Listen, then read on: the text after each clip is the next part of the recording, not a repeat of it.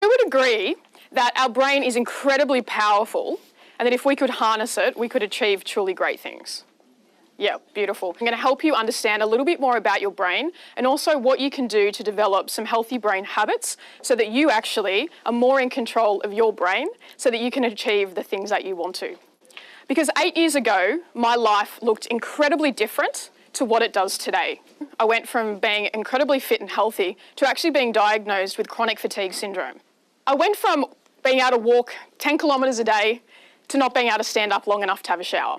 I lost my job, I lost my income, I lost my independence, and I got to the point where I thought I have to think differently. I was really fortunate to meet a psychologist, and what she was able to do was teach me about the brain. And the strategy she showed me about how I could rewire my brain completely changed my life. With the latest in neuroscience, it used to be believed not long ago that our brain didn't really change after adolescence.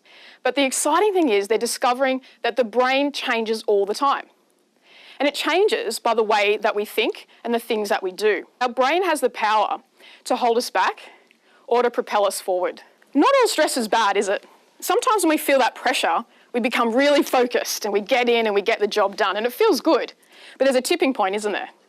Where you move from, I feel in control of this stress to, I actually think this stress might be controlling me. When we've moved into that tipping point of going from productive stress to unproductive stress, we've actually flipped a switch in our brain and we're in fight or flight mode. When we move into fight or flight, this part of our brain, the amygdala, has actually hijacked our frontal lobe. As our stress goes up, our intelligence, our critical thinking goes down. When we notice we've shifted into fight or flight and we know that we're not thinking in our critical brain, the first step we want to do is actually bring that all down and rewire our brain for calm. Who here feels like there's just not enough time to do all the things that we have to do?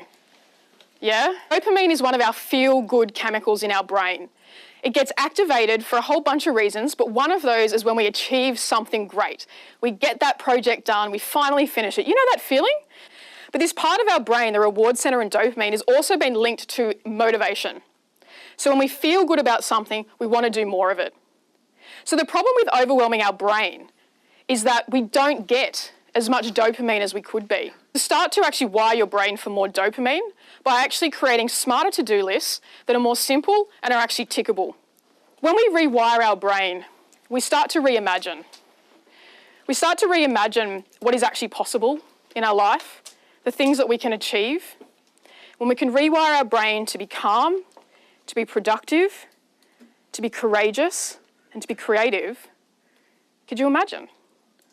The world would be an amazing place and our lives would be amazing to be living and to be sharing that with the world.